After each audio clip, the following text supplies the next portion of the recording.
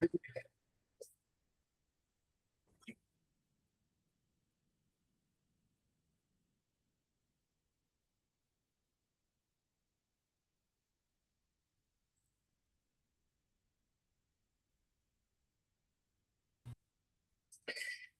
bien, muy bien, muy buenas tardes. Sean todos bienvenidos a esta sesión de hoy, 13 de agosto de 2027, del curso de Metrología y Normalización.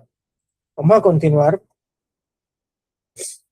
un poco con lo que es una presentación muy breve de lo que son las normas ISO 9001, que fundamentalmente contienen los requisitos de un sistema de gestión de la calidad. Me confirman si por favor se ve la pantalla, la presentación que estoy compartiendo.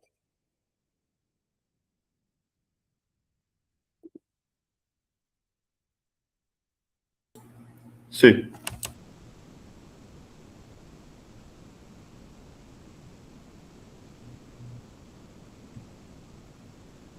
Entonces, primero hay que preguntarse por qué es necesario tener un sistema de gestión de la calidad. Y podemos entender que esa es una decisión estratégica cuyo fin es mejorar el desempeño global y proporcionar una base sólida para las iniciativas de desarrollo sostenible. ¿Y por qué decimos todo esto? Porque cuando adoptamos un sistema de gestión de la calidad, sin perder la perspectiva que la calidad es el cumplimiento de una serie de especificaciones que tiene que tener un producto o un servicio, vamos a evitar una gran cantidad de problemáticas que surgen en las empresas. Una es, por ejemplo, los reprocesos, con la consecuente pérdida de materia prima, con el consecuente desperdicio de horas hombre, con el consecuente desperdicio de energía. Y por otra parte, los reprocesos. Recuerden que hay reprocesos y hay retrabajos. Por ejemplo, cuando en un proceso manufacturero hay una pérdida de materia prima, porque el producto no cumple con las especificaciones correspondientes, puede hacerse un reproceso. Por ejemplo, si una industria de alimentos para animales, bueno, se vuelven a moler los productos, se vuelve a hacer la mezcla para cumplir con las especificaciones requeridas. En algunos casos hay retrabajo. ¿Por qué? Porque hay que repetir el proceso. Entonces hay reprocesos y hay retrabajos. Por ejemplo, si estamos pintando una pared y la pared no cumple con las especificaciones indicadas, hay que hacer entonces un retrabajo en el que volver a repintar la pared. Y cuando hay que repintar, por ejemplo, esa pared, ya no se puede volver a aprovechar los mismos materiales, hay que consumir materiales nuevos. Cuando hay, por ejemplo, cuando se imprime un documento y ese documento hay que retrabajarlo, porque hay que hacer algunas correcciones típicas que uno necesita hacer un trámite de una oficina pública. Y generalmente uno lleva los requisitos que indican en la página web y cuando uno llega a la taquilla le dicen le faltó esto, le faltó lo otro, esto no era así, pero ¿qué sucede? Como no hay un criterio único y no hay un criterio único en muchas instituciones públicas y en muchas privadas también, porque los procedimientos no están normalizados. Entonces, se deja discrecionalidad a un funcionario para que pida o no pida un conjunto de requisitos de una manera u de otra. No sé si eso les habrá pasado anteriormente. ¿Sí o no? Comenten. ¿Eso puede ¿Les ha repetir la pasado? pregunta? Si les ha pasado que han tenido que hacer un trámite de una oficina pública y ustedes ven el listado de requisitos en la página web y ustedes llegan a la ventanilla con los requisitos como están en la página web, como los dice en la página web, y el funcionario de turno le dice, ay, le faltó esto, le faltó lo otro, esto no era así, esto era de otra manera. ¿Les ha pasado o no? Sí, por eso pasa más cuando uno va a hacer un trámite legal, vamos a decir, que uno va a hacer una titulación de, digamos, una finca o hacer algún tipo de documento notariado o documento público, vamos a decir, con una institución, siempre dice que hace falta, digamos, que el encabezado no es igual como ellos lo piden, o hace falta, vamos a decir, un sello o falta cualquier cosita, pero uno siempre cumple los puntos ahí, pero siempre ellos anexan porque dicen de que la página van a hacer actualizaciones, porque hace como que hace falta ciertos criterios que según ellos especifican. Claro. ¿Y por qué ustedes creen que ocurre eso?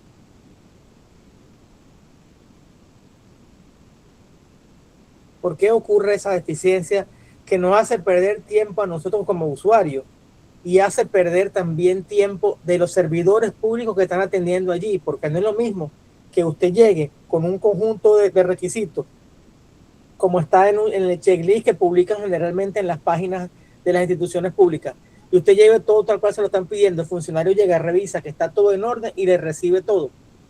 Pero si hay discrepancia entre lo que usted lleva y lo que pide el funcionario, hay pérdida de tiempo suya y pérdida de tiempo del funcionario.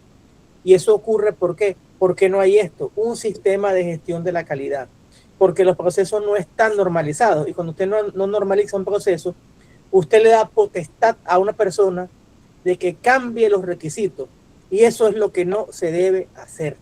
Por eso, pero aunque usted no lo crea, por lo menos yo soy funcionario público, yo trabajo con una entidad del gobierno. Ajá. Pero siempre, vamos a decir, cada gobierno, ellos hacen actualización, por lo menos en el tema del sistema de gestión de calidad. O sea, vamos a decir Uh-huh. que en el trimestre iniciamos con un formulario X, o sea, ciertos requisitos. Uh-huh. Después, como el siguiente trimestre, cambian el formulario y los clientes a veces tienen ese formulario para hacer algún tipo de trámite o documento y se molesta porque dicen que Claro. cambian formulario o cambian, vamos a decir, los códigos, la serie o cambian cualquier punto de detalle constantemente. Pues no sé por qué el sistema es cambiante. Por lo menos en la privada sí ellos se mantienen con un sistema continuo. Vamos a Sí. decir, anual o cada 5 años cambian, pero en la pública sí cambian constantemente todo. Me salió un doliente, así que así me gusta cuando salen dolientes. Está bien. Pero ¿sabe por qué ocurre eso? Eso ocurre porque justamente el sistema de gestión de la calidad no hay que verlo como algo operativo simplemente, es algo estratégico. Entonces, cuando usted define planes estratégicos, los planes estratégicos no pueden estar casados con un periodo presidencial, ni con el periodo de un alcalde, ni con el periodo de un funcionario público, que son 5 años y se acabó, ¿cierto? Ahí está la diferencia, mis estimados, entre lo que es tener una visión de Estado y tener una visión de gobierno. Entonces, ahí está el detalle, como diría Mario Moreno. Cuando no hay esa visión de Estado, pasan estas cosas. Si usted tiene una visión clara de Estado, usted no tiene por qué cambiar los formatos. Y si usted cambia los formatos, usted inmediatamente los publica y le indica a todos los stakeholders, o sea, los interesados, los involucrados. Eso se llama stakeholder en inglés. Yo me gusta usar el término involucrados o interesados. A todas las partes interesadas, usted le debe decir, se produjeron estos cambios por esto, por esto, por esto, por esto y por lo otro. Y eso tiene que ser público y notorio, así como cuando se cambian las leyes. Cuando se cambian las leyes, se le da una publicación, una publicidad conveniente al cambio de leyes, más allá de publicarlas en Gaceta Oficial, salen en la prensa, en la radio, en la televisión y en las diferentes redes sociales. Entonces, eso es algo que como sociedad tenemos que ir pensando, pensar más a largo plazo. No podemos seguir pensando en 5 años. Hay que pensar como en Singapur. Singapur, cuando llegó Lee Kuan Yew al gobierno en los años 60, la visión de Lee Kuan Yew, búsquenlo, es muy interesante la visión de Lee Kuan Yew, era convertir un país recién creado prácticamente, recién independizado, un país pequeñito, mucho más pequeño que Panamá, en un país estable, próspero y rico como es hoy en día, porque hubo una visión a largo plazo, así como la que hubo también en Corea, Corea del Sur estoy hablando, no Corea del Norte. En la misma Taiwán fueron visiones a largo plazo. Y eso es lo que ha hecho que esos países sean considerados hoy como los tigres asiáticos. Bueno, eso ya no son tigres, esos son gigantes ya.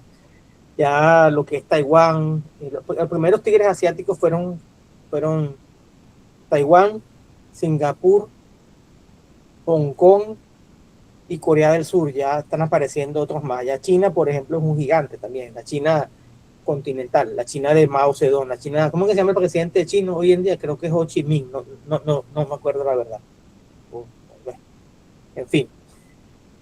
Entonces, los beneficios de un sistema bien montado, bien divulgado, bien actualizado y bien auditado Aquí los podemos ver. Una capacidad para entregar regularmente productos y servicios que satisfagan los requisitos del cliente. Al fin y al cabo, lo que queremos es que el cliente esté satisfecho, porque si es un producto de uso masivo, de consumo masivo, o un producto industrial, lo que queremos es que ese cliente esté satisfecho y siempre se mantenga cautivo. Como por ejemplo, si no sé si vieron un comentario por ahí de muy mal gusto que hizo un periodista de allá de Costa Rica, diciendo que los productos costarricenses eran mejores que los productos de Panamá. Entonces, pues bueno, que a mí me molestó muchísimo el comentario, porque la verdad que la industria de alimentos aquí en Panamá es muy buena, así que yo no sé de dónde sacan los ticos eso de que nuestros productos son inferiores a los de Costa Rica. Y ustedes que son consumidores, ustedes me permiten, si no están de acuerdo, pues me lo pueden decir, estamos para eso. Pero la cuestión vino, y después eso llegó hasta la presidencia de la República, que andan sí, que necesitan los ticos exportar productos a Panamá. Bueno, porque si tú restringes a los productos panameños el mercado costarricense, pues Panamá tiene que aplicar también medidas de retorsión. Entonces, aplicando, digamos, medidas que no son barreras no arancelarias, se llaman eso.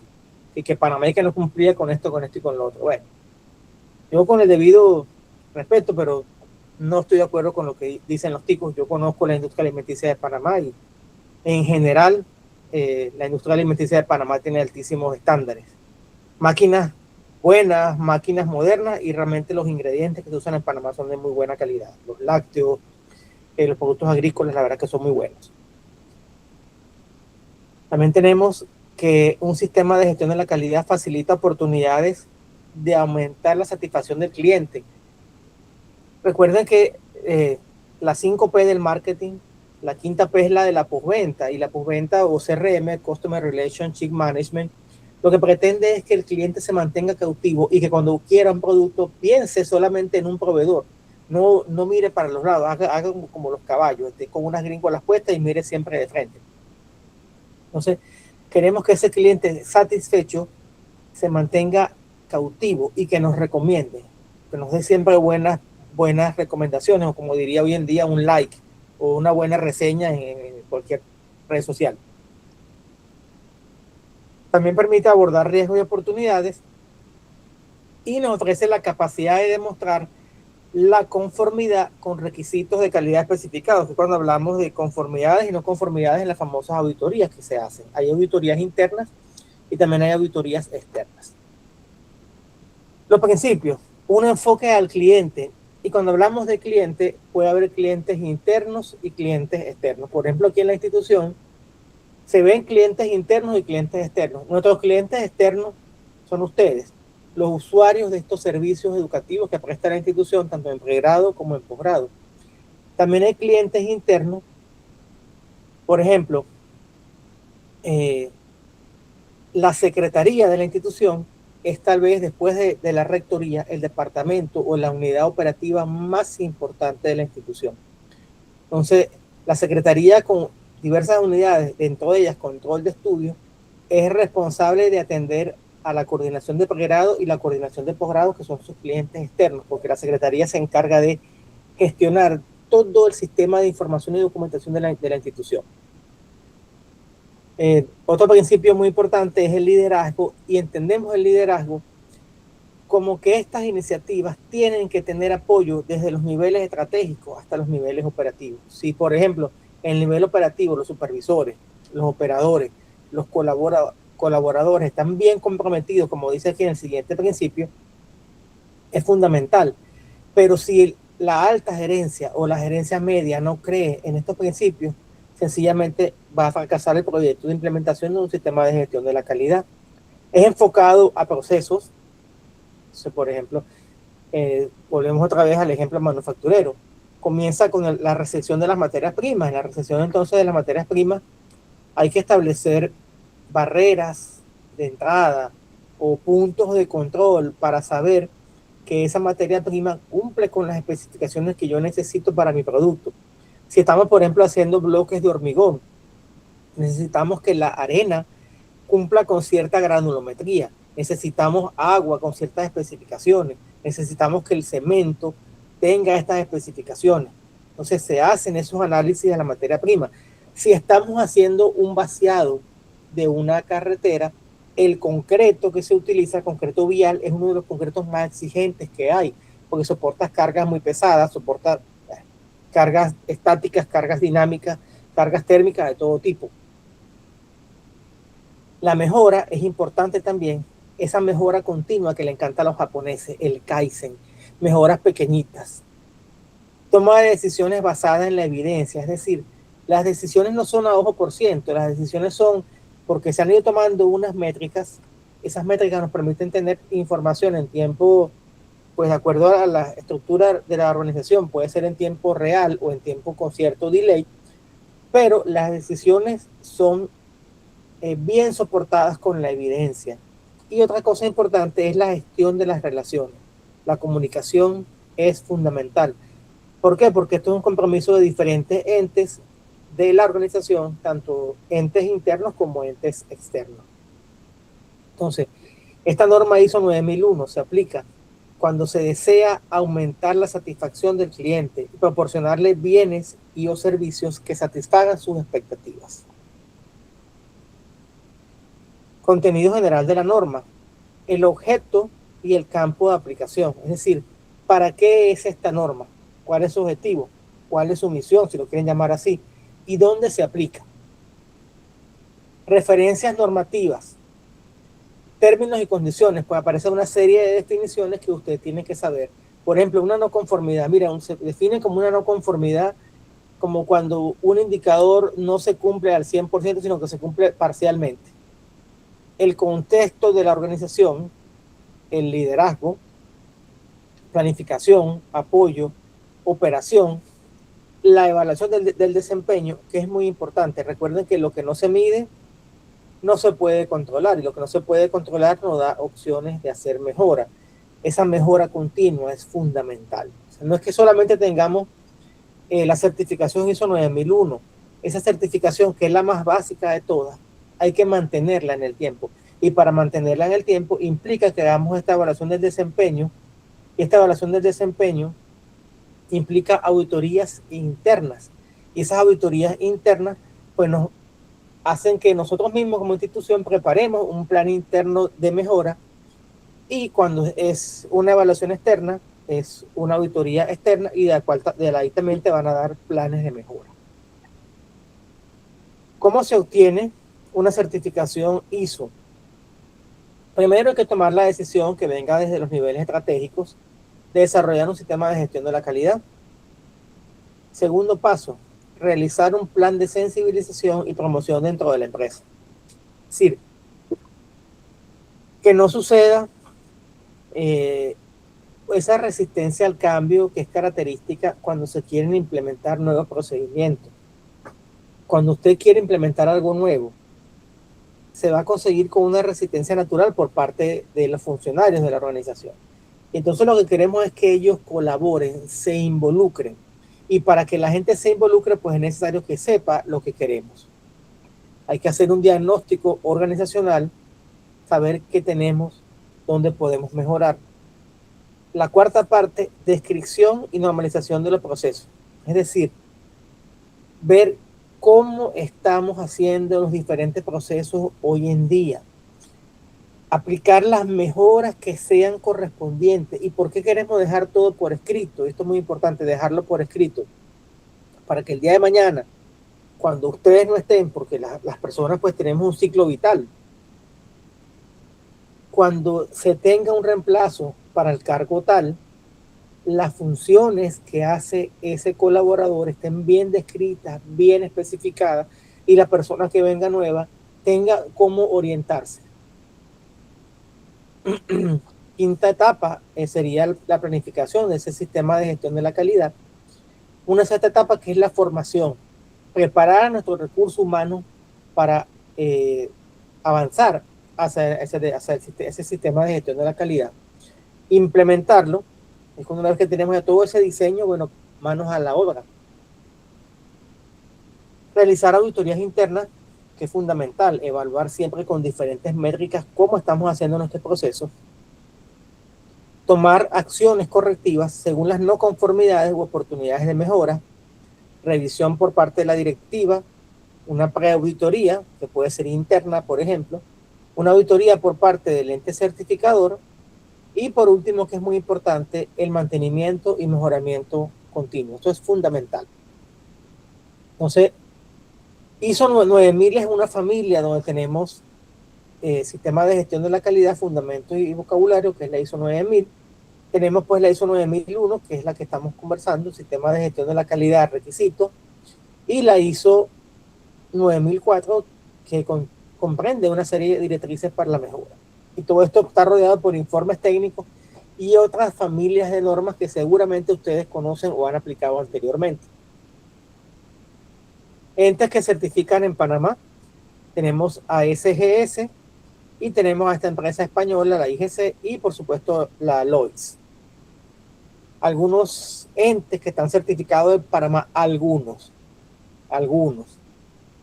ADECO, que es una consultora de recursos humanos, la Cervecería Nacional, ASA, Seguros, DIMAR, una empresa que lamentablemente ya no existe, Bonlac, que todos conocemos, una gran empresa de productos lácteos, Laboratorio Rally, la ACP, por supuesto,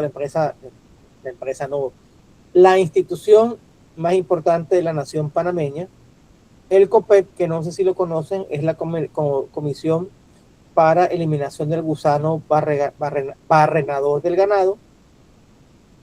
Y bueno, diversas universidades están certificadas, entre ellas la Universidad de Panamá y la Universidad Tecnológica de Panamá. Con las universidades pasa algo muy interesante. Ya hoy en día existe una norma específica para las universidades, y las universidades son un tema muy interesante. Aplican todo esto que hemos aplicado.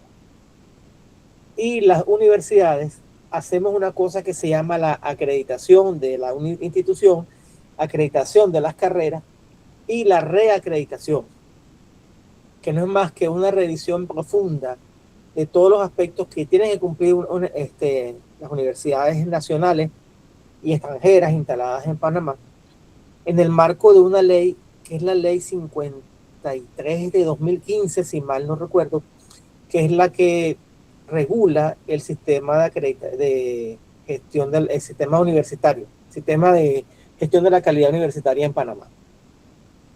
Entonces, la acreditación es fundamental para garantizar la calidad educativa y la confianza institucional en las universidades. Su importancia la podemos resumir en varios puntos clave: garantía de calidad, reconocimiento y credibilidad, la mejora continua, beneficio para los estudiantes y la transparencia y rendición de cuentas. Entonces, si ustedes han sido curiosos y han entrado a la página web de la UNICIG, van a ver que tiene grandote un banner que dice Universidad Acreditada. Eso implica que la institución está reconocida como tal, como institución universitaria en la República de Panamá. Y si ustedes ven la resolución de cada carrera de pregrado y de cada estudio de posgrado, van a ver que tienen resolución tal de la Comisión Técnica de Desarrollo Académico. Esa resolución es la que avala que esa carrera que ustedes estudian es reconocida por el CONEAUPA, y a su vez es reconocida por el ente rector de la educación universitaria en Panamá, que en este caso es la Universidad de Panamá. Entonces, inicialmente se trabajaba con esa ISO 9001, pero hoy en día, desde el año 2008, existe la ISO 21001, que es un estándar internacional diseñado exclusivamente para instituciones educativas.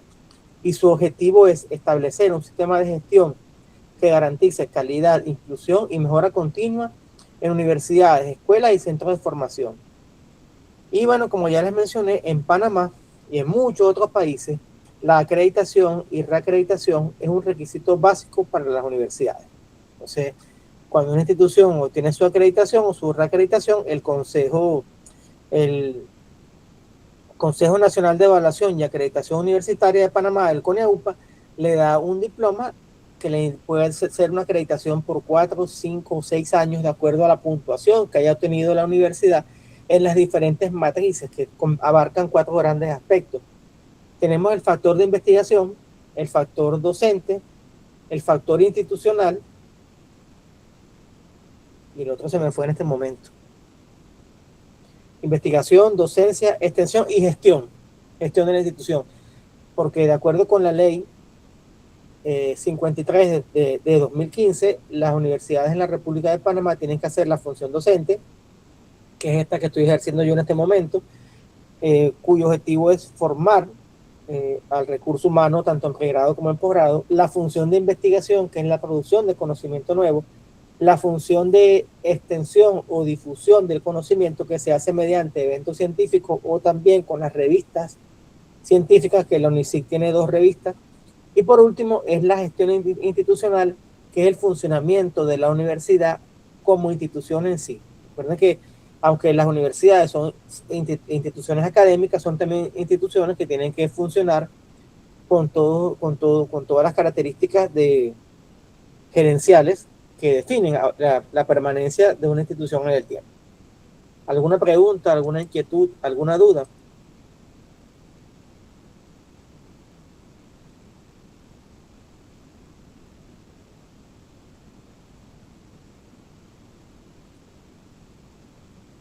¿Preguntas? ¿Inquietudes, dudas? Ninguna, profesor.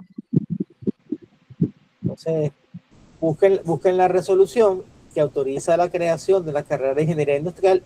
Y eso es algo muy importante, por cierto. Cuando ustedes quieran hacer un cambio de institución, cuando ustedes quieran cursar otros estudios, vean si el programa en el cual ustedes se quieren inscribir está autorizado por la CTDA y está vigente, porque ¿qué sucede cuando hay un cambio?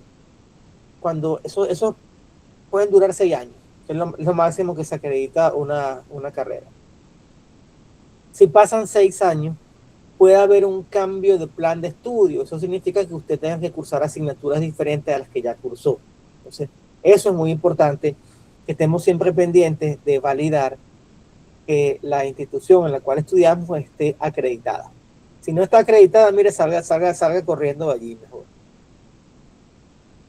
Ahora, hago una salvedad, y es que cuando las universidades son fundadas, arrancan operaciones con un decreto de funcionamiento.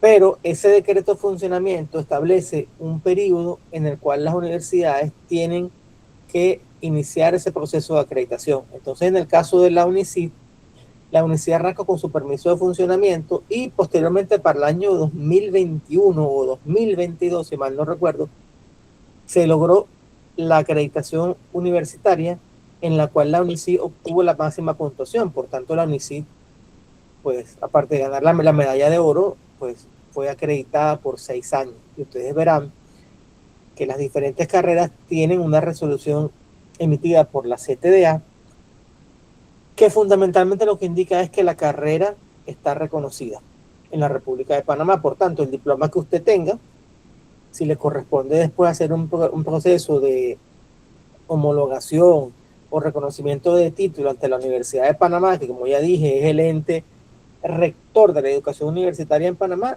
pues su diploma con sus créditos va a tener paso franco. Es decir, va a ir sin ningún tipo de problemática a atravesar todos los procesos internos que se siguen en la Universidad de Panamá para el reconocimiento de diplomas de universidades particulares. Ahora, esto ocurre si y solo si el día de mañana ustedes quieren ingresar como profesor en una universidad nacional. Porque para efectos laborales, todo diploma emitido por una universidad reconocida y una carrera reconocida por la CTDA y la comisión, la CONIAUPA, pues sencillamente tiene validez legal en la República de Panamá. Porque cuando las personas quieren concursar a un cargo público en una universidad nacional sucede eso, no lo sé. De verdad que se los debo. Porque esa exigencia adicional, si ya la institución está reconocida y la carrera está reconocida, pues debería ser un reconocimiento automático de diploma, pero no es así. La Universidad de Panamá tiene sus requisitos. ¿Estamos? Sí, por eso yo tengo entendido que, bueno, por lo menos con el tema de la CTDA, que son, creo que son 5 grandes universidades que son, como dice, los entes evaluadores de las otras universidades, creo que no lo conforma la Universidad de Panamá. Ujú. Igual creo que la UTP, la Universidad Marítima, también entra UDELA y no recuerdo cuál es la otra por ahí. La Entonces, UNACHI, la UNACH. la Universidad de Chiriquí. Ujú. ¿Qué es lo que pasa? Cuando tú vas por lo menos para estudiar por lo menos a una particular que viene siendo una privada, cuando tú vienes, vamos a decir, que uno viene de la UTP o uno viene de la Universidad Marítima, a veces hay mucho protocolo, porque si yo como vamos a decir, que soy egresado de UTP y Universidad Marítima, vamos a decir que cuando yo vine para acá, a veces cuando yo presenté el tema de las convalidaciones, hubo un tema ahí de que había que tener no sé qué cuestiones, pero si yo digo, si yo te evalúo como ente regulador, que yo te evalúo, vamos a decir, Universidad de Panamá o UTP, que es una universidad reconocida, igual que la UDELA y otra universidad, tú Ujú. pasas por consejo de evaluación para yo certificarte tu plan de estudio, cómo tú vas a dudar los planes de estudios míos? Claro, pero ¿sabes lo que ha ocurrido allí? Ha ocurrido allí algo en lo cual tenemos que ver hacia Europa. Los europeos han hecho algo sumamente interesante, que han definido un espacio europeo de educación superior. Eso quiere decir que todos los países que forman parte de ese espacio europeo de educación superior tienen carreras que tienen digamos, una semejanza tan grande que un título español es reconocido inmediatamente en Francia, en Finlandia, en todos los países que forman parte de ese espacio europeo de educación superior. Entonces, eso facilita el reconocimiento inmediato. Lo otro es que, bueno, cada institución tiene sus normativas. Todavía estamos un poco, sí, en pañales en ese sentido. Y por eso que ustedes ven que los procesos de convalidación se demoran tanto. O sea, realmente sí son un poco lentos y tormentosos para los usuarios. Esos procesos de homologación de asignatura.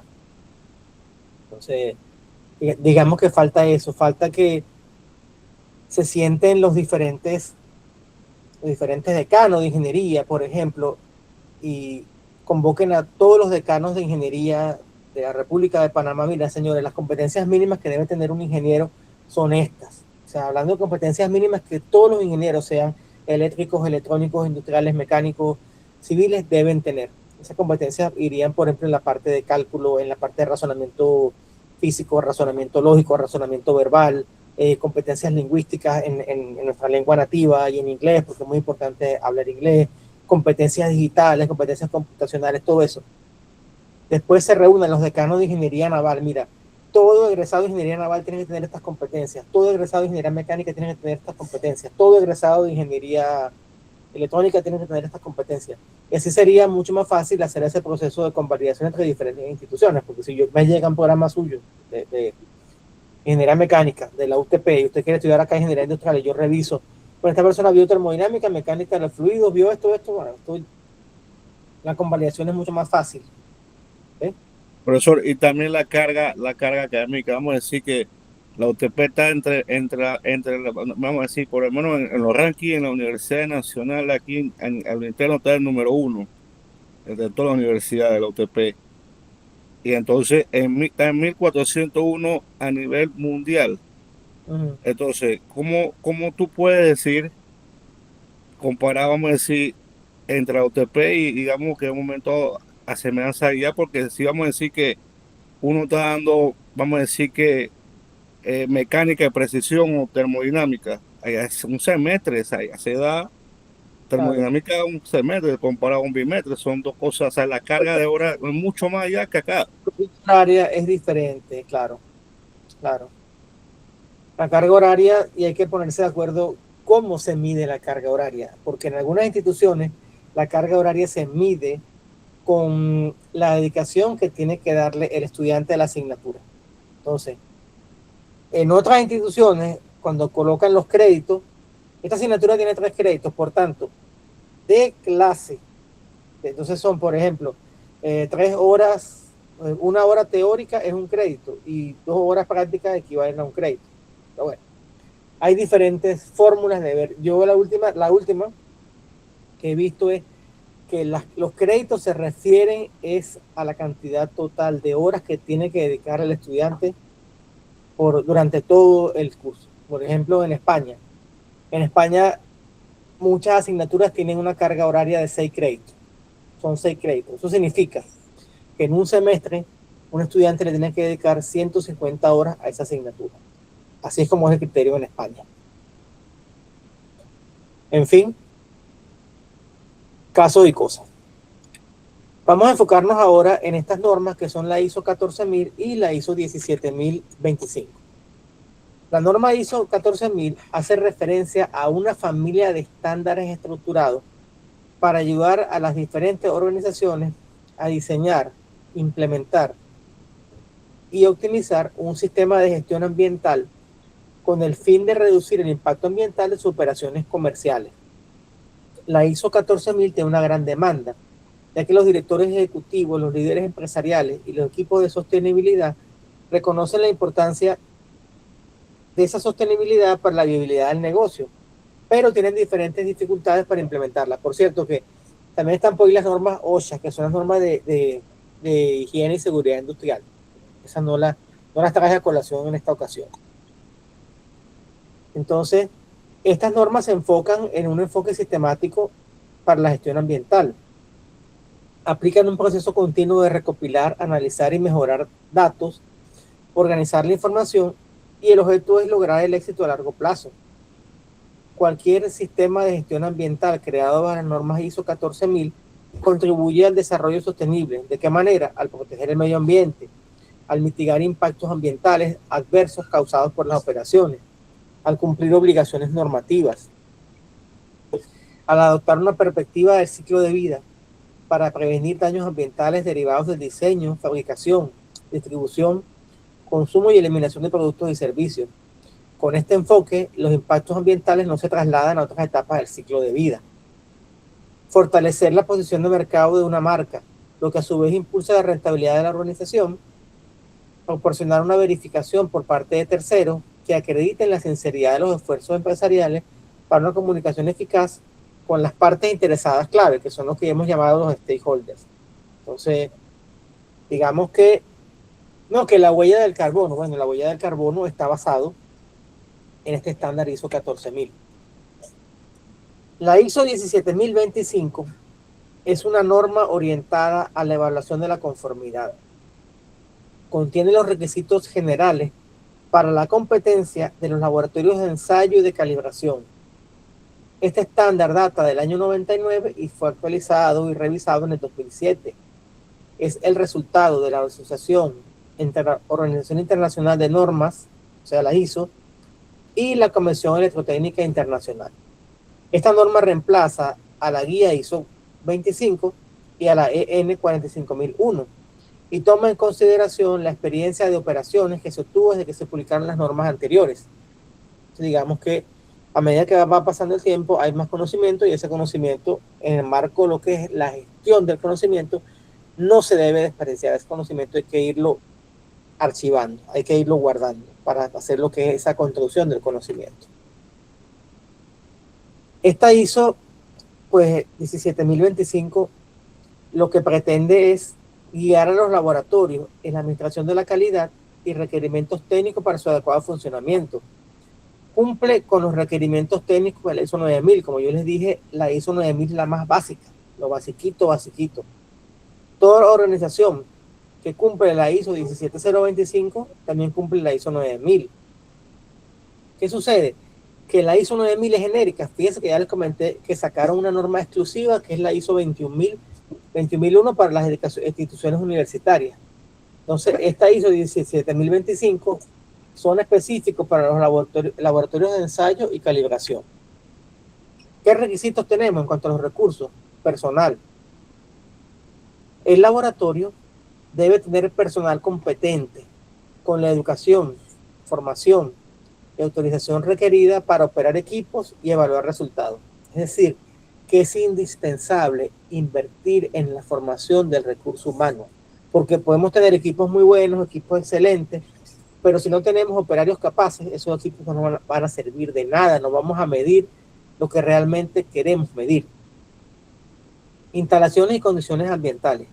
Las áreas de trabajo deben ser aptas para no invalidar los resultados ni afectar la calidad de las mediciones. Equipos. Hay que contar con un programa de calibración, mantenimiento y registro detallado de cada instrumento. No, que sí, yo tengo un analizador de espectro, un mini shaker para medir las vibraciones. ¿Cuándo calibraste el mini shaker? ¿Cuándo calibraste la balanza? ¿Cuándo calibraste el medidor de caudal? ¿Cuándo calibraste el medidor de voltaje? ¿Cuándo calibraste el medidor de agua? Todo eso es importante tenerlo. Fíjense que con lo que son los medidores eléctricos, sabes que antiguamente los medidores eran mecánicos. Entonces, a medida que pasaba el tiempo, como esos medidores no los calibraban, ellos iban perdiendo eficiencia. Por tanto, iban perdiendo la facultad para medir. Y ahí me contaron, ahí en el laboratorio del CENAMEP, que mucha gente se sorprendía cuando le cambiaban el medidor analógico, el mecánico, el de engranaje, por el medidor digital, porque decían, no, me incrementó mucho el consumo de energía. Claro, el medidor digital es mucho más sensible y detecta, por ejemplo, las luces LED que nosotros dejamos encendidas, las luces LED de los televisores, las luces LED de los cargadores, todo eso lo detecta, que el medidor de engranaje no lo detectaba. Entonces la gente, ay, que ahora me salen las caras de la luz. Bueno, es porque hay una mayor sensibilidad en ese medidor. Incluso con este tema de lo que es hoy en día la generación de energía con los paneles solares, hay que tener medidores bidireccionales que puedan medir todo lo que está entrando de la red hacia el consumidor, pero que también puedan medir el aporte que hace el consumidor al sistema interconectado nacional, de lo cual lamentablemente el retorno que se le reconoce no es al 100%, es un porcentaje de lo que aporta, es lo que se reconoce. Sin embargo, con estas instalaciones de paneles solares, y creo que hay alguien aquí que trabaja con eso y me puede ampliar mis ideas, una familia que podía consumir fácilmente entre 80 y 100 dólares, al contar con estos paneles solares, pues ha bajado la tarifa a 10 o 12 dólares mensuales. Incluso, estando una vez en una conferencia avícola, comentaba un productor, hablando las bondades de contar con plantas de paneles solares, y él decía que él había ido al Banco Nacional a pedir un crédito para instalar sus paneles solares, que le habían dado una tasa muy buena, como que era de un 2 o 3%, y que en 2 o 3 años él había pagado la inversión que hizo. Es decir, pagó el crédito en 3 años, cuando el crédito, la vida útil es más larga, lo pagó en 3 años con todo lo que dejó de cancelarle a la empresa proveedora de energía eléctrica. Es decir, con ese reconocimiento que le hizo la operadora, que no es al 100%, es un porcentaje. Entonces, con ese ahorro, él pagó al Banco Nacional y bueno, ya hoy en día ya tiene su planta y ya paga muy poco en energía eléctrica a ENSA o Naturgy.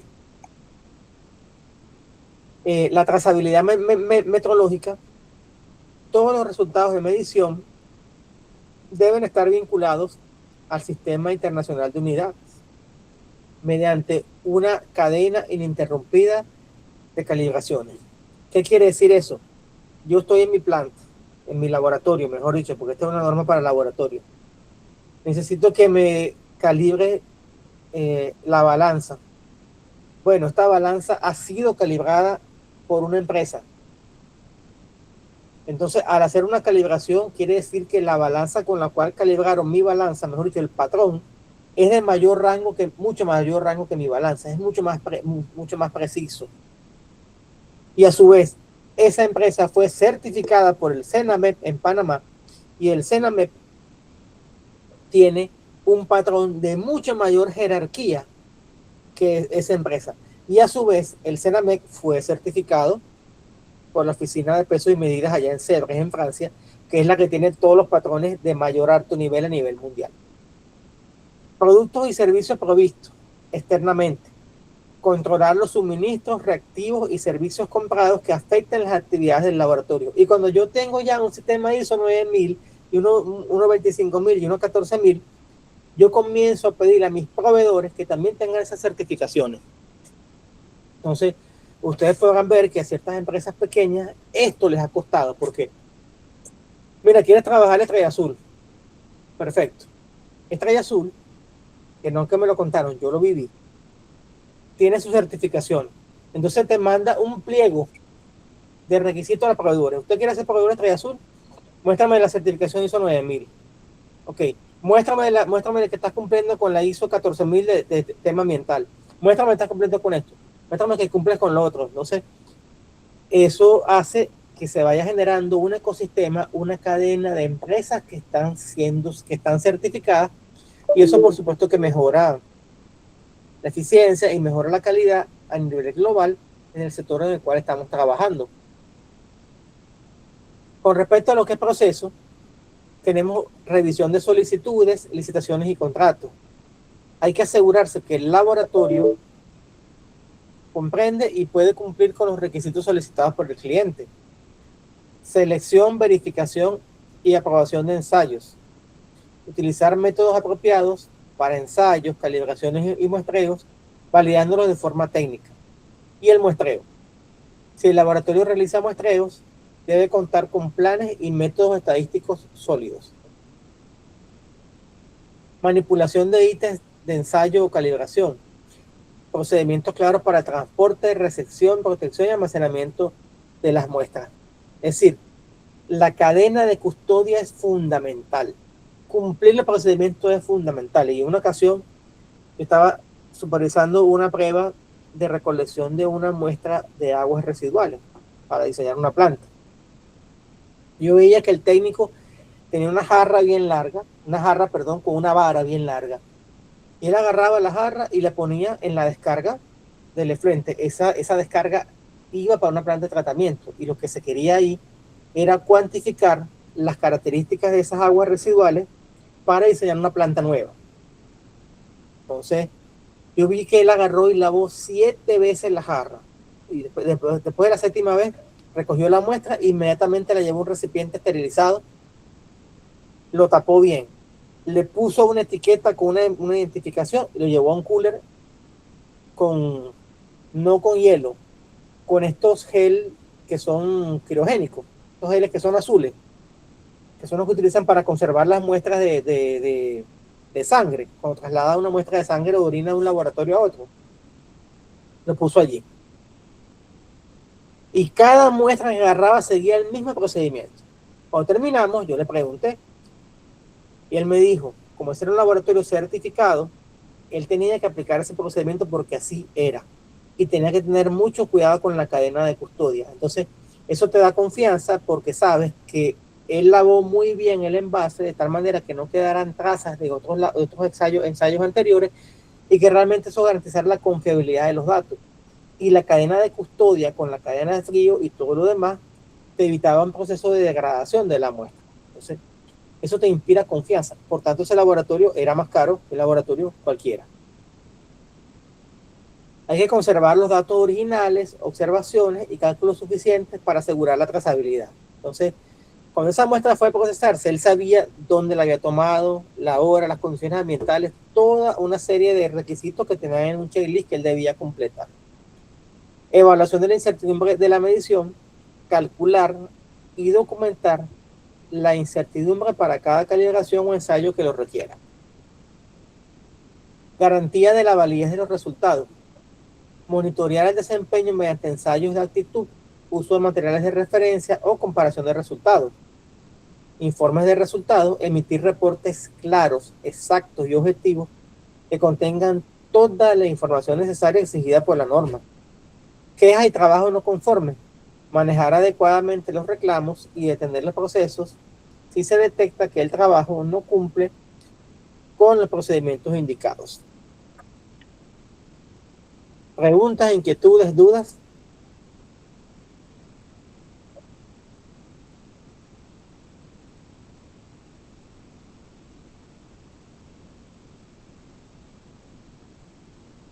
Los escucho.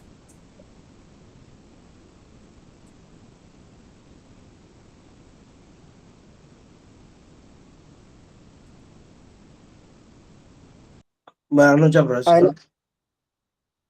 Muy bien, adelante. Por lo menos con el tema que mencionó de los paneles solares, siempre me he Ajá. preguntado porque entiendo que no todo es positivo. O sea, el ahorro es inmenso y todo lo demás por un lado, pero por el otro siempre me he preguntado eh, acerca del mantenimiento, el mantenimiento de estos paneles.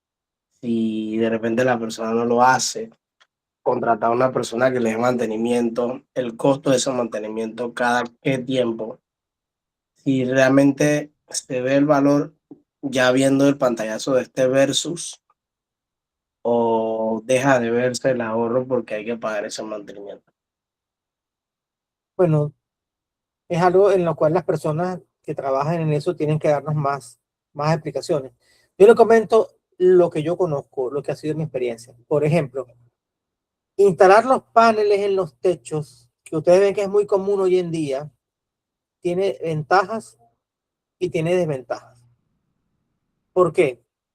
Si usted lo instala pegadito al techo, tiene una gran ventaja que usted se está aprovechando la estructura del techo, ciertamente, pero no es lo ideal. Lo ideal es que por lo menos se deje, pues no sé, unos 90 centímetros de separación para que pueda circular aire fresco por encima y por debajo del panel. Eso es muy importante. Por eso es que si ustedes van a diferentes instalaciones que tienen buenos terrenos, por eso ustedes van a fincas de producción avícola, que es donde yo pues más lo vi, ustedes verán que hay una planta hay una planta para eso, no están arriba de ningún techo ni nada, se hace una estructura especial para eso.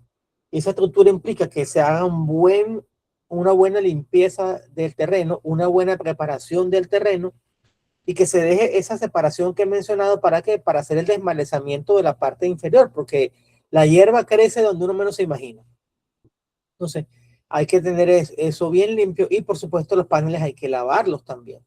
Hay que lavarlos, hay que limpiarlos. Otra cosa que no nos dicen de los paneles solares es que a medida que va pasando el tiempo van perdiendo eficiencia. Entonces, cada año, o sea, se van depreciando, es la verdad. A medida que pasa el tiempo, la eficiencia va disminuyendo hasta que cuando usted llega a que el panel tiene 20 años, ya prácticamente está indicando que hay que reemplazarlo, porque la eficiencia es muy baja. Profesor, yo también he visto algo con el tema de los paneles cuando están expuestos, vamos a decir, a la intemperie, vamos a decir, vamos a ponerle unos 6 o 1 año, el panel, como te dice, pierde lo que es el tema de que si está alimentando algo, pierde fuerza o potencia. Y también yo creo que también ocurre un fenómeno que se cristaliza el mismo panel. Exactamente.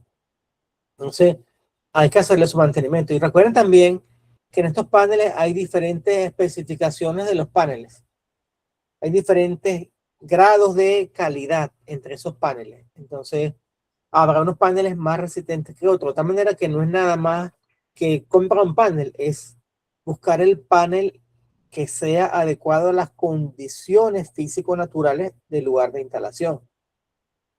Entonces, no es tan fácil como la gente lo piensa.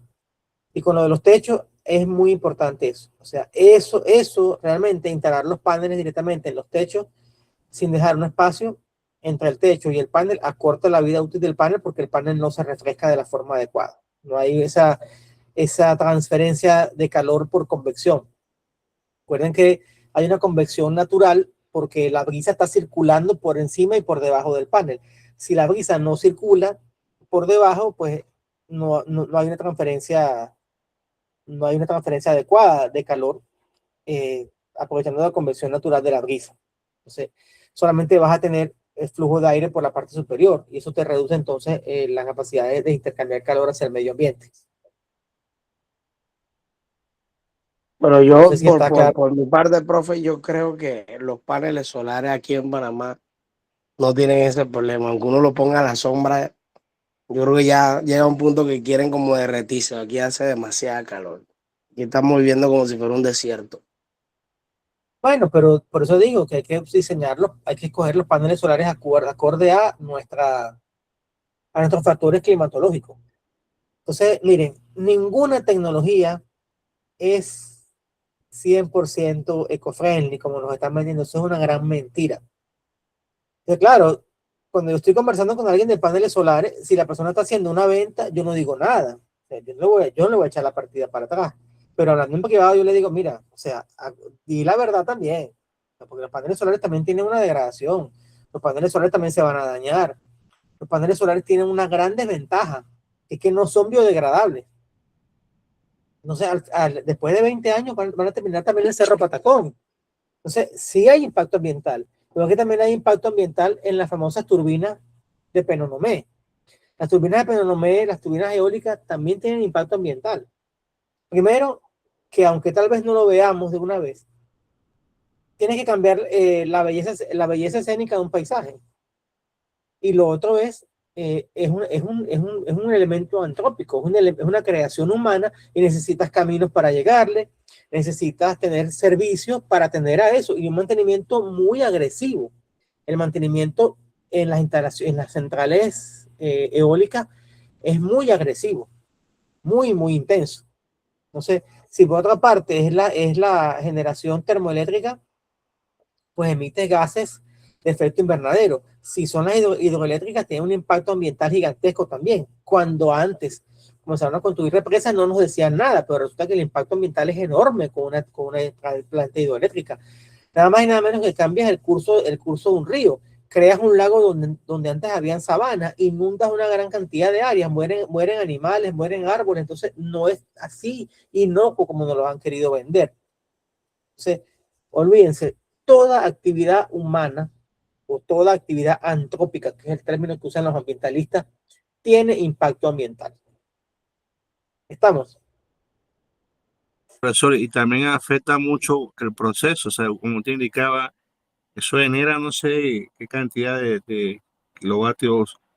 Es ventajoso porque es una energía bastante limpia, pero el mantenimiento, como te indicaba, es muy costoso por el tema que afecta a los factores, lo que es la humedad, lo que también ocurre, lo que es un fenómeno, como ocurre mucho lo que es el tema de la oxidación de la estructura de acero, por el tema que están expuestas. Y tú tienes que estar constantemente tratando de recubrimiento para que no se vayan desgastando la estructura. Exactamente. Ahí tenemos dos opciones. O hacemos las estructuras con acero inoxidable, como hacen los británicos. Saben que los británicos colocan en las, en las carreteras, las barandas que ellos colocan son de acero inoxidable para que les dure muchos años. Entonces, o hacemos como hacen ellos, que colocan pues esas defensas en acero inoxidable, o sencillamente usamos muy bien el acero estructural, que es el que al fin y al cabo se usa, pero le damos su buena mano de pintura todos los años. Es incómodo, sí, pero hay que darle mantenimiento a las estructuras. Entonces, una estructura bien mantenida puede durar muchísimos años, vamos a estar claros. Profesor, aquí lo que pasa es que aquí, por lo menos Panamá, como estamos de extremo a extremo, área costera, aquí en Panamá tenemos un gran problema con el tema estructural, con el tema el tema estructural y el mantenimiento. Tú puedes hacer una estructura, pero si tú no le das el mantenimiento adecuado, la salitre vía a 1000 partículas por millón. Tú puedes estar en elevación, puedes estar en cualquier área donde estés expuesto, la salitre te va consumiendo la estructura. Exactamente. Entonces, pero eso también eso también, o sea, nada es inocuo, nos da ventajas y desventajas. Eso nos dice que tenemos más trabajo, que son oportunidades de negocio. O sea, de repente está ahorita muy en auge instalar paneles solares. Bueno, vamos a ofrecer el servicio de mantenimiento de los paneles solares, vamos a ofrecer la limpieza del panel solar, vamos a ofrecer la limpieza del mantenimiento de las instalaciones. Eso implica desde el desmalezamiento, cortar la hierba que crece bajo de los paneles solares cuando están instalados en terreno. Eso implica la limpieza de las fundaciones, implica aplicación de pintura e implica el mantenimiento y limpieza del mismo panel como tal. Fuera de eso es lo que es la parte estructural, pero en la parte de control es importante también. Importante ver cómo andan todos los rectificadores, cómo andan los conversores, todo eso. Y también, igual que en el tema de los molinos, en los molinos del viento, el mantenimiento es fundamental. Eso implica también, mira, vamos a ver que las cajas reductoras hagan el trabajo adecuado para que realmente el generador esté girando a 60 Hz, que es la frecuencia que se tiene en Panamá. Vamos a pintar las bases de los molinos, vamos a tener las vías de penetración bien limpias, que es el deber ser. Igual nos pasa, por ejemplo, lo que son las redes de transmisión energética. En las redes de transmisión de TESA tiene que haber, por lo menos, escúchese bien, un retiro de 10 pies, si mal no recuerdo, de cada lado, para que a cada lado de las torres y de los postes de transmisión. ¿Para qué? Para que pueda entrar una cuadrilla con un camión para hacer cualquier reparación. Sí. Tienen que respetarse esos retiros, porque ¿qué sucede? Si usted no respeta eso y comienza a crecer vegetación alrededor de las torres, van a llegar aves, van a llegar especies y van a provocar cortocircuito. Y mira, ¿qué pasó? Nos quedamos sin energía en Panamá. Ah, no, es que por allá por Santiago, una iguana o no sé, un gallote se paró ahí e hizo un corto y nos dejó sin energía. Esas cosas pasan, por eso hay que prevenir. Y el mantenimiento es fundamental para estas cosas. Bueno, para eso estamos Profesor, nosotros los ingenieros. y también lo que uno ve y observa también en el gran negocio redondo es el tema de tirar capa asfáltica aquí en Panamá, porque que a veces es un karma que cualquier ingeniero, cualquier persona sabe de que sea el negocio redondo, porque directamente a mí me sale mejor tirar concreto armado en vez de asfalto, porque aquí el clima de Panamá es un clima que es un clima tropical y el que sabe que el asfalto, mal sol, malas condiciones climatológicas, se va degradando la capa asfáltica, se come. Bueno, esa es una discusión sumamente interesante, la que usted acaba de plantear.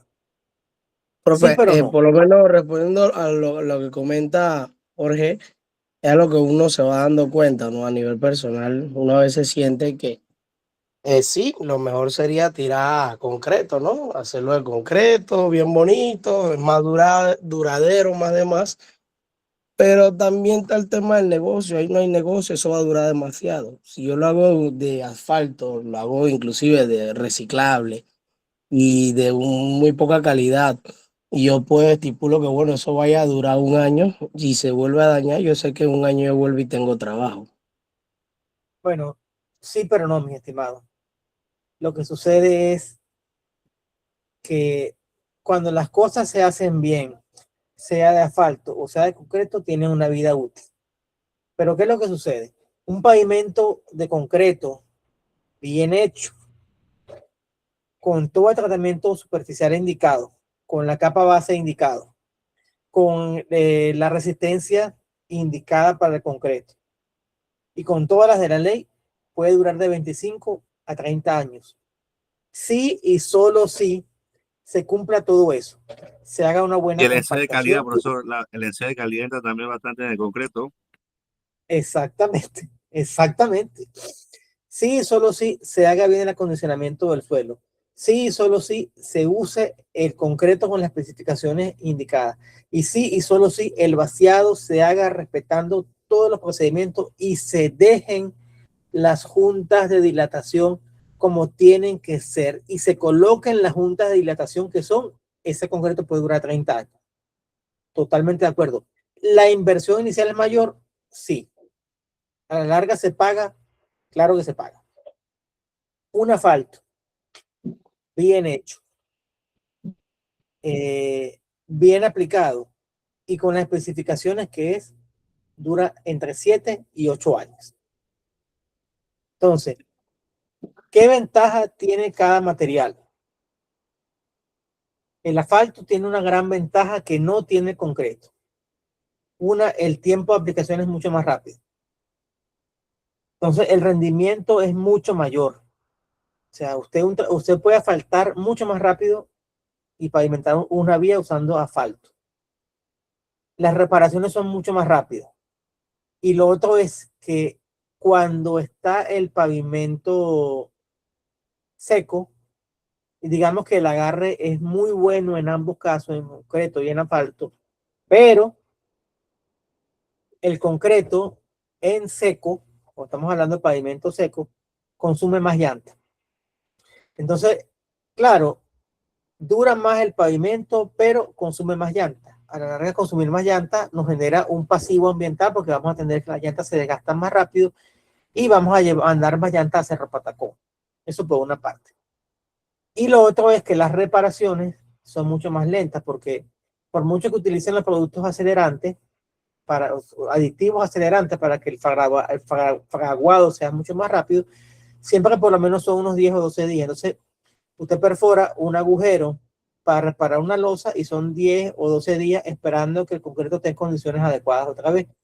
Eso tiene un impacto en la logística tremendo y en el desplazamiento de las personas que vivimos en Panamá Oeste y que tenemos que viajar a la capital. Entonces, todos mis estimados tienen pro y tienen contra. Y lo otro es que, bueno, o sea, realmente la suspensión en el asfalto es mucho mejor. El desplazamiento es mucho más confortable para el usuario en asfalto que en concreto.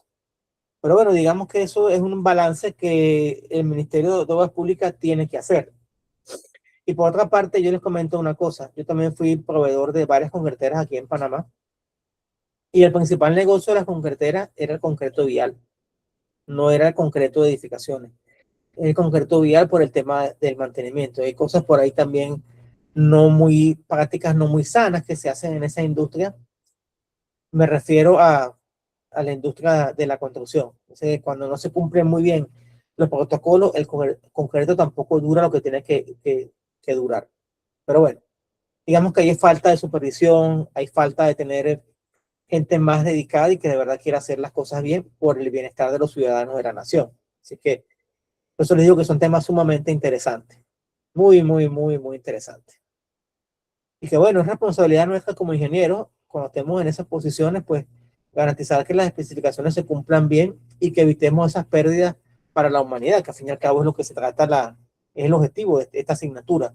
Que miramos bien, que sigamos los procesos de forma adecuada y que minimicemos el impacto ambiental. ¿Alguna pregunta, alguna inquietud, alguna duda? Profe, yo trabajé casi 3 años en una obra pública y descubrí algo que no sabía, por lo menos Ajá. en tema de materiales. El arquitecto, el ingeniero siempre trata de elegir los materiales de mejor calidad, ¿no? Cuando va a construir, cuando va a hacer algo, precisamente por lo que usted menciona, por el tiempo, por la calidad, por la duración que tenga. Sin embargo, cuando son obras públicas, el gobierno emite una lista de materiales que se deben utilizar estrictamente.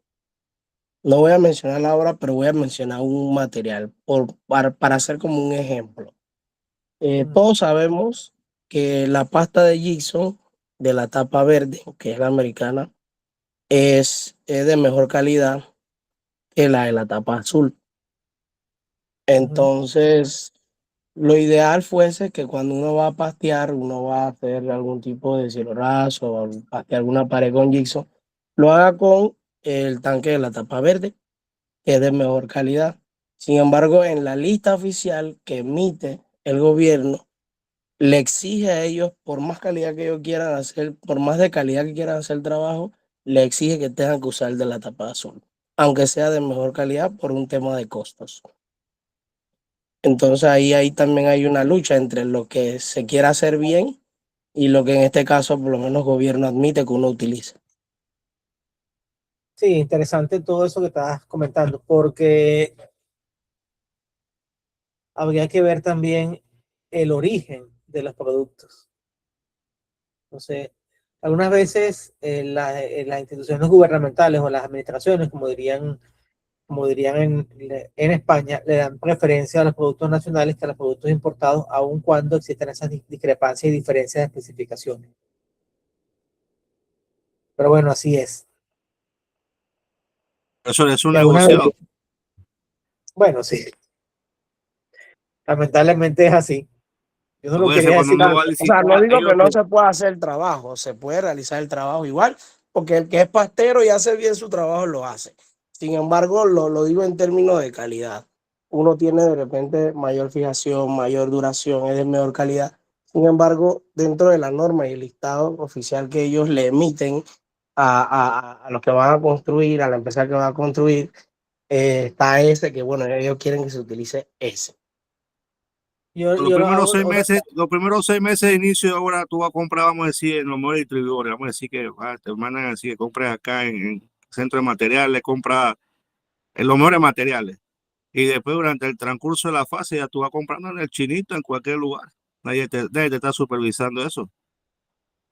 sí. Bueno, casos y cosas. Fíjense que yo les comento algo, que es que hay lugares donde usted puede ahorrar y lugares donde no. Por ejemplo, cuando usted va a hacer la fundación de la losa fundamental o de las bases de un puente, usted tiene que utilizar el mejor concreto posible, ¿cierto? Usted tiene que garantizar que eso, que es algo que usted vació hoy, dure por lo menos unos 100 años, que es la vida útil cuando los puentes se diseñan, se estima que la vida útil de un puente es de 100 años. Y fíjense ustedes que aunque esa es una vida útil estimada, muchos puentes a nivel mundial tienen una vida mucho mayor que esos 100 años. Fíjense, por ejemplo, los puentes que han construido los romanos en diferentes lugares del mundo, pues son puentes que algunos tienen más de 1000 años. Si hablamos de puentes más modernos, el puente de Brooklyn, que fue construido a finales del siglo XIX, tiene más de 150 años en operación. Y así, los puentes se estima que su vida útil debe ser de 100 años. Es una estimación que se hace. Recordando que se debe seguir todo el protocolo de mantenimiento indicado. Por cierto que hace poco hubo una explosión bajo el puente de las Américas y bueno, de ahí no hemos sabido más nada, no hemos sabido en qué quedó, cómo está la estructura del puente, que también hubo hace unos años atrás un caso muy famoso de unas vigas que se robaron, que era para reparar el puente, y bueno, las vigas se perdieron. Me pregunto yo, ¿quién le dará uso a unas vigas estructurales, unas vigas H, que eso pues, digamos que las dimensiones de una viga de esas, digamos que no es que usted la va a utilizar para hacer el techo de una casa, esas son vigas que lamentablemente posiblemente las venderían como chatarra, porque no creo que nadie las haya utilizado para fines Viga privados, pero bueno. sísmica. ¿Perdón?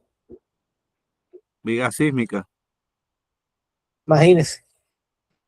Más a Profesor, mi ¿qué le iba a favor. decir? Usted no pase ese día por el puente de la América y se desplome, porque hay que para que se desplome el puente de la América para que le den mantenimiento. Bueno, es fundamental el mantenimiento.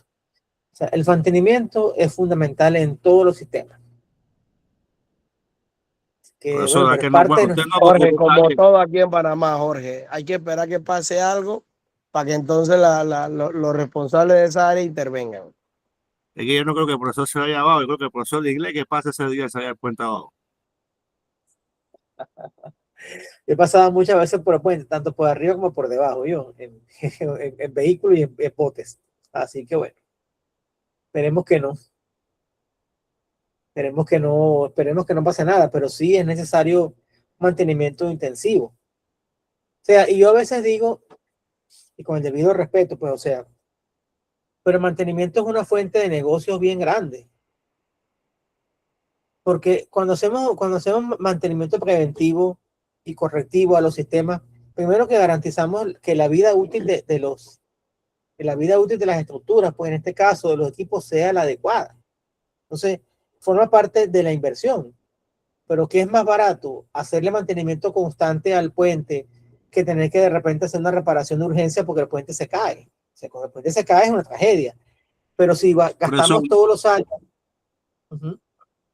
Sí, lo escucho. profesor, no hay que quitarle, profesor, mire, yo recuerdo que yo trabajé con IBT ahí, escribiendo el proyecto del Hospital Manuel Amador Guerrero aquí en Colón.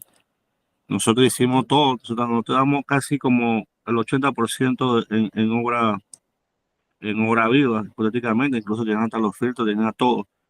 Nada más había que hacer la parte de trabajo eléctrico y plomería y cierta cosa y acabado.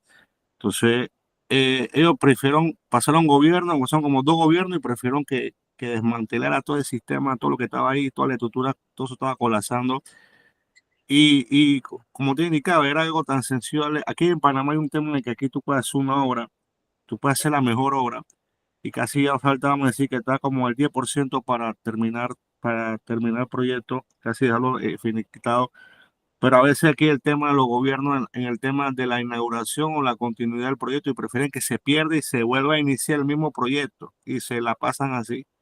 Y también el tema del Como es negocio. mantenimiento, prefieren que se colase la obra o lo que sea, voy a volver a hacerla de nuevo y se pierde plata. O sea, es más sencillo darle mantenimiento que volver a hacer la estructura. No, y miren ustedes, por ejemplo, lo que pasó con la Ciudad de la Salud, que fue un proyecto emblemático de la administración del expresidente Martinelli. Es un proyecto, de verdad que es un proyecto interesante. Entonces, ¿qué pasó? Llegó el señor Varela y le metió el frenazo al proyecto, alegando una serie de cosas que dijeron por ahí.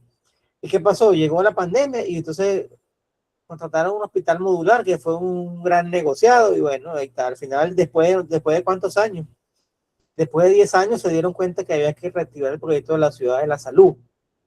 Y lamentablemente, tanto el proyecto de la Ciudad de la Salud como el proyecto de Mercapanamá nos los vendieron como una gran estafa, como un elefante blanco y todo aquello. Y sinceramente, y tratando de ser lo más objetivo posible, el mercado de abasto había que mudarlo de Curundú. El mercado de abasto, entendiendo que es un mercado de abasto, no es un mercado para minoristas, es un mercado de mayoristas, tenía que estar en un área así como donde se construyó, un área amplia, con buenos estacionamientos, con buenas vías de acceso, y bueno, también se dejó un buen espacio para los consumidores minoristas, que uno entra ahora y son unos locales amplios, cómodos, bonitos, limpios, eso había que hacerlo así. Y la Ciudad de la Eso, Salud, ¿sí? Diga. aquí en Panamá es el único país que hasta pasó una parada cobran casi $500,000. Pasó una parada aquí. Sí, bueno, temas, pues. Recuerden que aquí la mano de obra es cara. Recuerden que en otros países la mano de obra es un poco más barata y bueno, muchas cosas. Pero bueno, es Me, responsabilidad me nuestra. gusta, me gusta la actitud Diga, positiva tuya, profe. Actitud positiva siempre ante todo. Profesor, hay que investigar allá en el trabajo de Adrián, allá en la línea del metro, cuánto se fue en esa línea de Ey, metro. ey, ey, ey. Lo bueno, miren, positivo es que ya no vas a tener que ir en puente. Puedes ir debajo del canal en tu tren. bueno, sinceramente, yo les digo como ingeniero que yo me hubiera quedado con el proyecto por el puente. ¿Por qué? Porque era un proyecto hermoso. O sea, eso hasta incentivaba el turismo, que no se viera solamente como el tren o la línea 3 del metro, solamente como un sistema para trasladar gente de Panamá hacia la ciudad. Mira, la oportunidad de cruzar por el canal de Panamá y ver todo eso en un tren que iba a tener una vista preciosa, una vista espectacular, porque no tienes nada, no ibas a tener nada que te interfiriera en la visión. Ibas a tener un mirador, o sea, era un proyecto que globalmente, el proyecto a mí me parecía mucho más interesante el paso por el puente que por un túnel, pero bueno, no sé qué pasó allí, pero se decidió hacerlo por un túnel. Desde el punto de Pero vista ingenieril, viéndolo desde su punto de vista, sí iba a ser, hubiese sido que y esa, profesor. Imagínese eso, ver del claro, mar, lado a lado, los dos mares, tanto del lado del Caribe como el Pacífico, desde un tren. Para mí el proyecto bueno, que beneficia bastante que sí me gustaría que iniciaran el proyecto de Panamá a Chiriquí, el tren bala ese que Pues pero estaban en eso va también. uso, porque eso no, para ir para Chiriquí, vamos a decir, en carro son hasta, depende de la zona, hasta 8 o 10 horas en carretera. sí. Por ahí No, también van a iniciar una obra con una empresa que se llama Prodemex, que va desde, si no me equivoco, desde Campana hasta Santiago, creo que van a ampliar un par de paños de cada lado.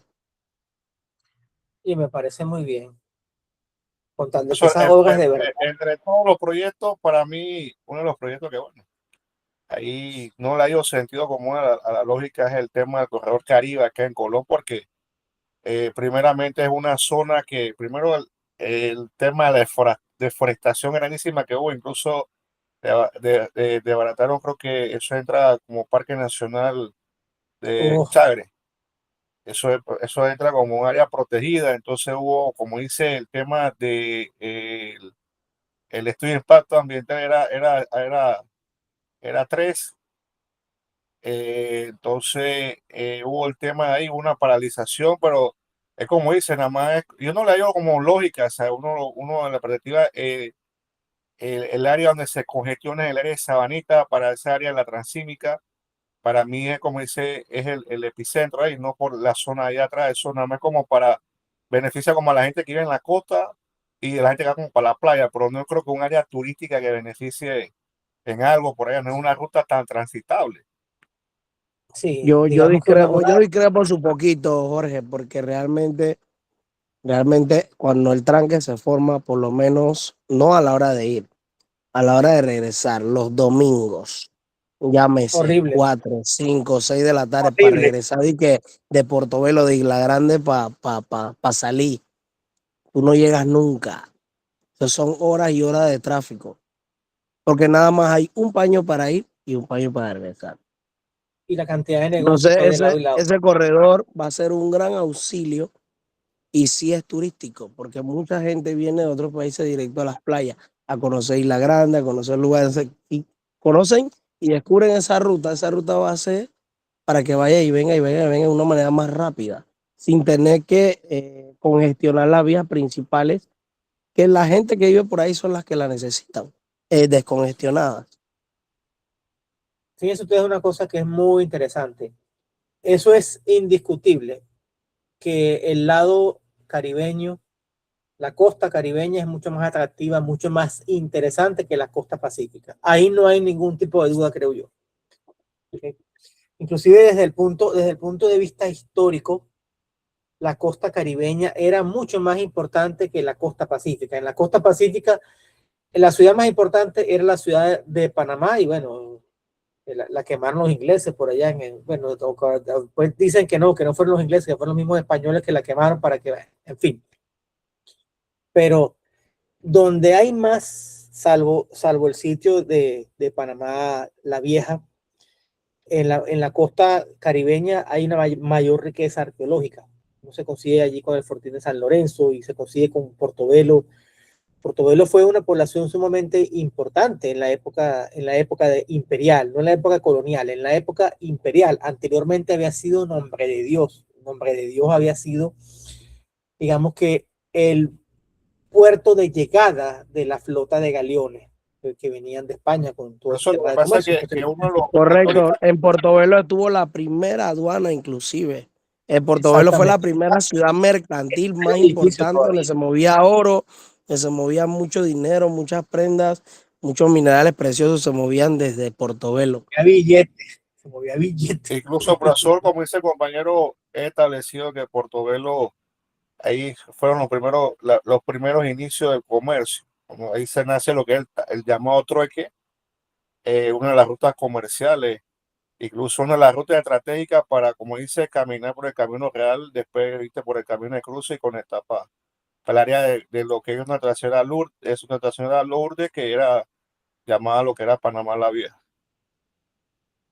Exactamente. Y bueno, de allí, desde esa época, fue que vino la vocación de Panamá de ser un destino logístico, perdón. Desde esa época, justamente, si ustedes revisan los documentos históricos, verán que todo ese eje caribeño, pacífico, pues vivía de la logística desde esa época, porque era el punto más fácil Profesor, para... usted que va a hacerle una pregunta, profesor, ¿usted sabe por qué se conoce, dónde sale el nombre de que Matasnillo, río Matasnillo? No, El Matanilo, el que está por acá por Mañanita. Matasnillo, la palabra Matasnillo, río Matasnillo, pues. Es que en la época colonial se dio una batalla ahí mismo en el estado de Panamá la Vieja y se llama la batalla Matasnillo y ahí le pusieron río Matasnillo en conmemoración a una batalla que se dio en la época colonial ahí mismo en el área de Panamá la Vieja entre los españoles y los piratas. interesante, interesante. Bueno, jóvenes, muy interesante la lección de historia que hemos tenido al final de la clase. Recuerden que la próxima semana la vamos a dedicar entonces a la evaluación. Vamos a abrir entonces el parcial a partir de las 6 de la tarde para que las personas que han reservado esa hora para la clase pues inicien el parcial a esa hora y lo vamos a dejar abierto pues más tiempo. para que todos tengan pues la oportunidad de tiempo suficiente de aplicar su evaluación.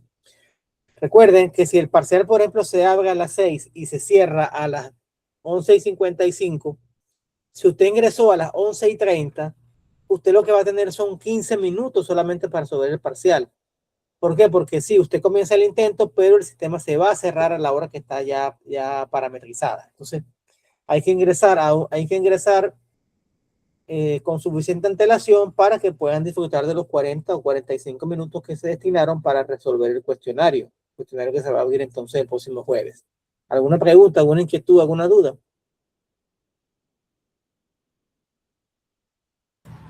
Es para este sábado, profesor. Para el próximo jueves 20, que coincide con el horario de la clase. Entonces, vamos a abrir a partir de las 6 de la tarde hasta las 11:55 de la noche, para que no tengan choque ni de horario, ni choque de... O sea, que se haga pues dentro de lo que es el horario de la clase. Usted podría configurar las tareas para que por lo menos salga el entregado. Lo que pasa es que una vez, inclusive, yo había hecho la tarea, sin embargo, la tarea había cerrado y como no me salía entregado, yo pensé que no la había entregado yo miércoles, no la entregué. No fue hasta después que usted dio oportunidad de nuevo que la abrió y cuando entré ya la había entregado, pero no me salía entregado y por eso fue que me había preocupado.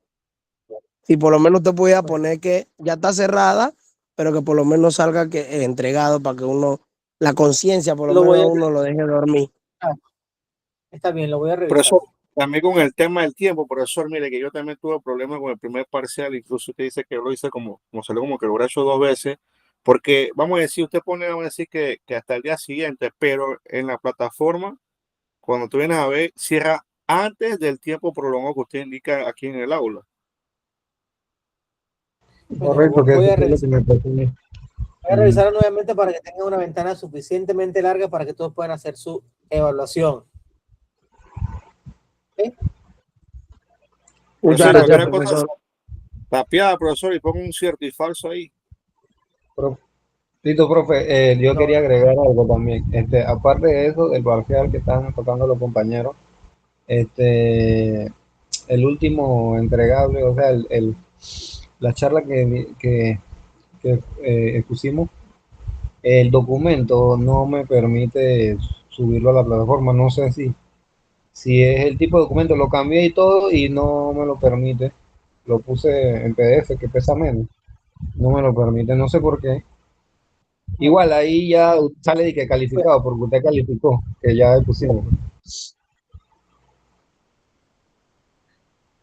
Bueno, voy a revisar todo eso para la última actividad que nos queda, donde hay que subir archivos, que es el proyecto integrador.